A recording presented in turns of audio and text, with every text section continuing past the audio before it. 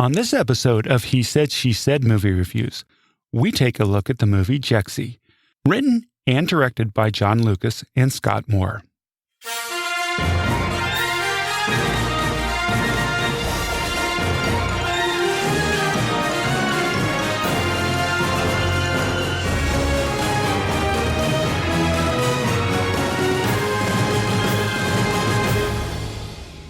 Welcome to He Said, She Said Movie Reviews.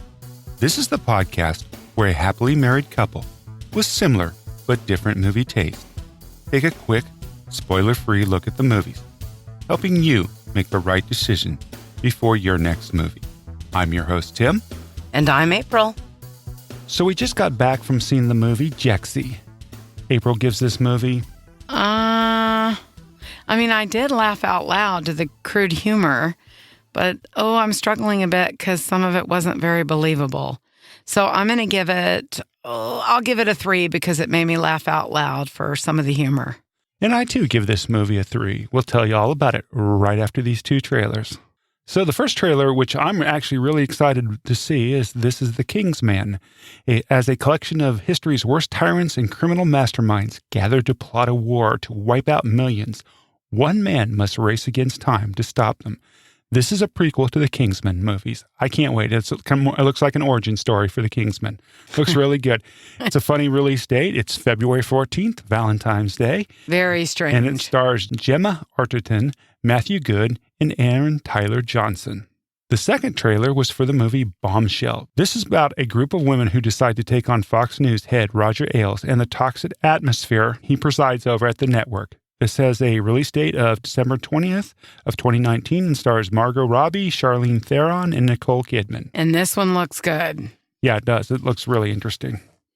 All right, Tim, tell me about the storyline. So storyline, Jexi. This is a comedy about what can happen when you love your phone more than anything else in your life.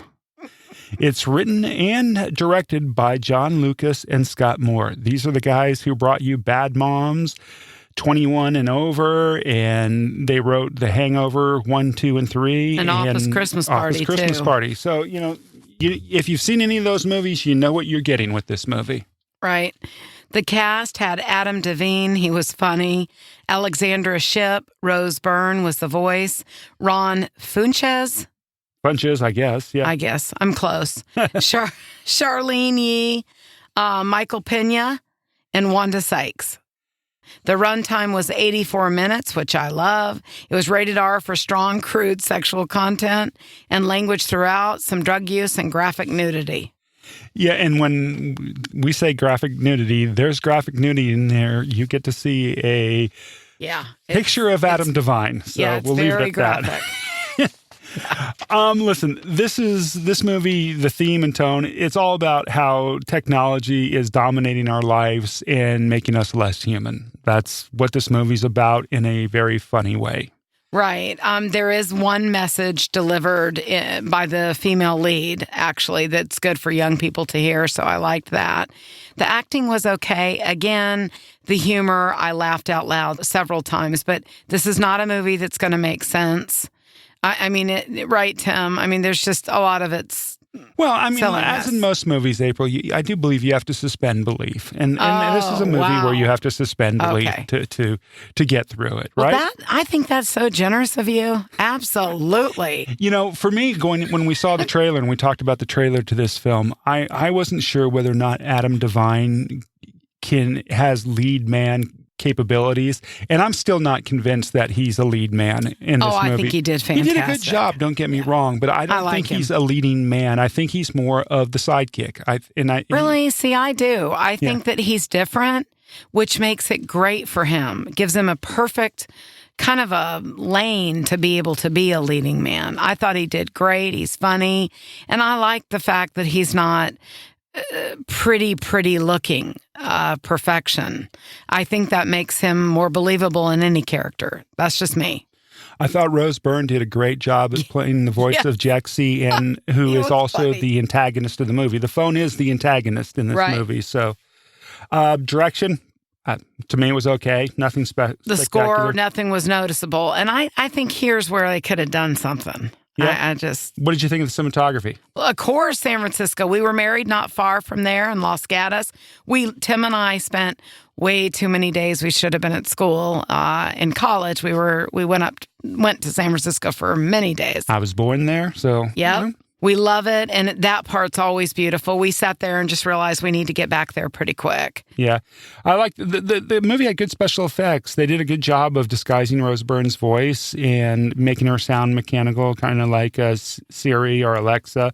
Right. And, I thought the way they did the text on the phone a lot, it was readable, believable. So I thought that part was good. And I thought it was funny, though. Again, even the text, the dialogue was fantastic, some great lines, but even how they came across the texter was funny. I love the way Jexi put down Siri, Alexi, and yes. What's her Cortana from Microsoft. I thought that was hilarious and funny. Right, but if you're sensitive to language or a little nudity, this would not be a movie for you. I put it on the level of Tim, Knocked Up, Bridesmaids. Booksmart. If you've been listening to the podcast, April and I actually kind of like crude humor.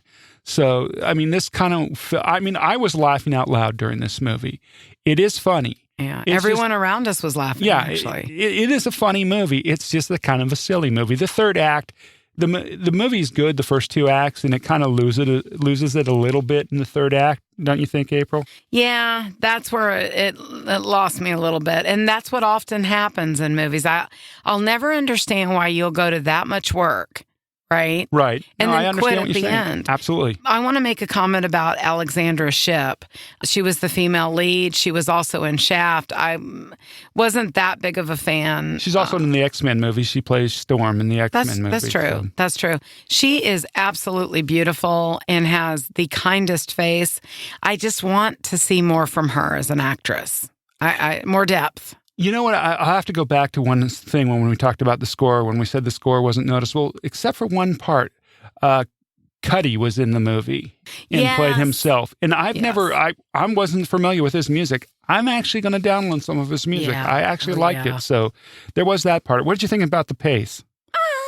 I thought, to me, it was okay. I think it could have been a little quicker, but I think it did good. Look, for the premise of the movie, again, when we went there, I was like, I'm not sure. But guess what? It was better than I thought. They did a good job of stretching that premise out to an 84-minute movie. I personally thought for an 84-minute movie, it seemed a little long. Just saying. But anyway, so we rate it both at a 3, and we appreciate all your support. More and more movies coming every week. Yeah, a lot of good stuff coming in the next couple of months leading up to Christmas time. So that's really fun. But I want to thank everyone for your support, and we'll see you at the movies. Thanks a lot. If you haven't already done so, please tell a friend about the podcast. We really appreciate it, and we appreciate you. See you at the movies. See you at the movies.